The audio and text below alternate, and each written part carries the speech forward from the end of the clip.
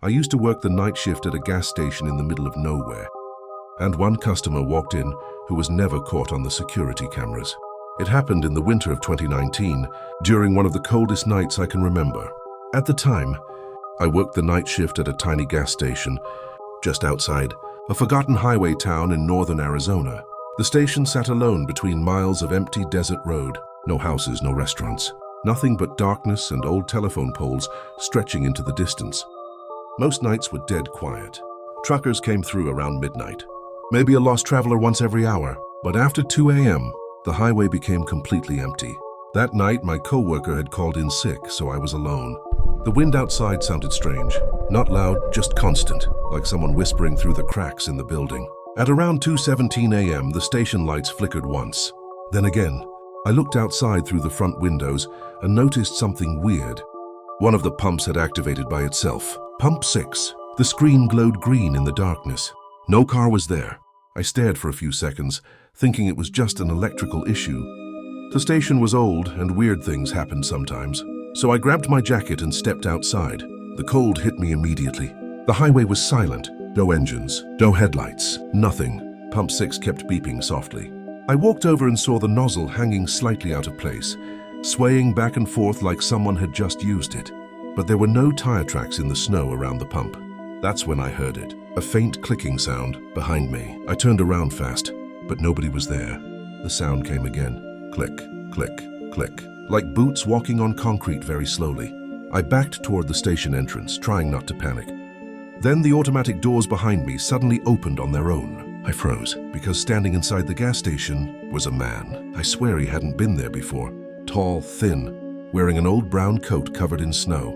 His head tilted slightly downward, so I couldn't fully see his face. At first I thought maybe he had come from the bathroom hallway without me noticing. But then I realized something worse. The hallway was behind me the entire time.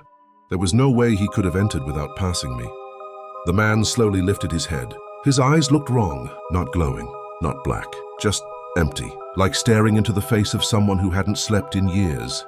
He spoke softly. Pump 6 won't stop. I felt this horrible pressure in my chest. The kind that tells you something is deeply wrong before your brain understands why. I asked him if he needed help. He didn't answer. Instead, he pointed toward the highway. I looked outside, and that's when I saw the car. An old white sedan parked near the edge of the road. Where there hadn't been anything seconds earlier, its headlights were off.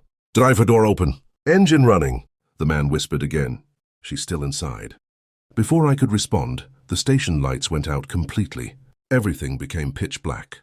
For maybe 3 seconds, all I could hear was the buzzing of the refrigerators and the wind outside.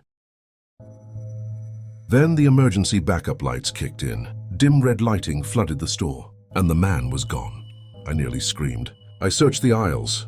Bathroom. Storage room? Nothing. The front doors were still closed. No sound of them opening.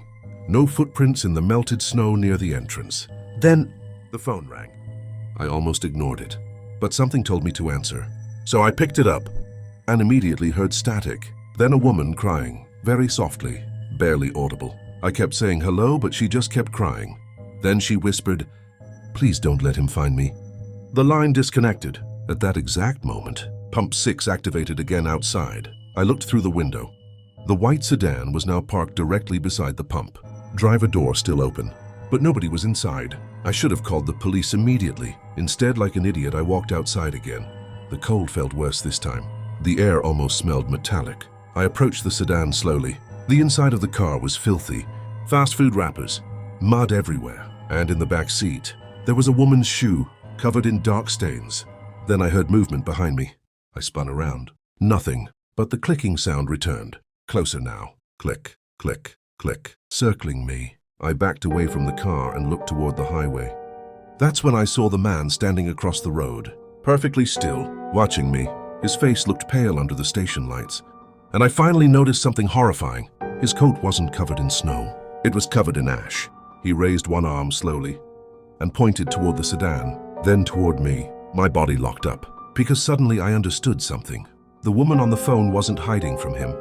She was warning me about something else, something inside the car. The back seat shifted. I heard breathing, deep, wet, slow breathing from inside the sedan. I ran. I didn't care anymore. I sprinted back into the station and locked the doors. A second later, the sedan headlights turned on by themselves. Then the horn started blaring non-stop. I grabbed the phone to call 911, but all the power died again. Complete darkness. Then came the banging, not on the front door, on the windows. Something was hitting the glass hard enough to shake the frames. I crouched behind the counter, too terrified to move. The horn outside kept screaming through the night. Then suddenly, everything stopped. No banging, no horn, no wind, nothing, silence. A few minutes later, the power returned. I slowly stood up and looked outside. The sedan was gone. The road was empty again, and Pump 6 was still running. Police arrived about 20 minutes later after another driver reported hearing a car horn near the highway. They searched the area but found nothing. No tire tracks, no footprints, nothing. I quit the job 3 days later, but before leaving, I asked the station owner if anything bad had ever happened there. He got quiet for a long time. Then he told me something I still think about constantly. Back in 1998, a woman disappeared from that same gas station during a snowstorm. Her car was found abandoned beside Pump 6. Driver door open, engine still running. They never found her body.